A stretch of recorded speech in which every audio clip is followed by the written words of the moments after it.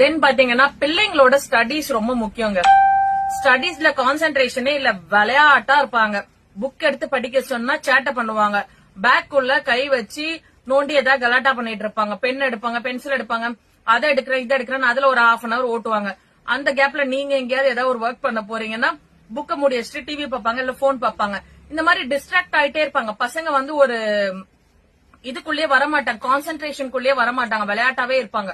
அந்த மாதிரி பிள்ளைங்க படிக்கிறதுக்கு ரொம்ப இது பண்றாங்க அப்படின்னும் போது அது மேல அவங்களுக்கு ஒரு இன்ட்ரெஸ்ட் வரணும் அப்படின்ற பிள்ளைங்களுக்கு நீங்க இந்த studies and concentration bracelet use பண்ணலாம். இது பாத்தீங்கன்னா ஒரு 10 வயசு பிள்ளைங்க வரைக்கும் இந்த காம்பினேஷன் யூஸ் பண்ணலாம்.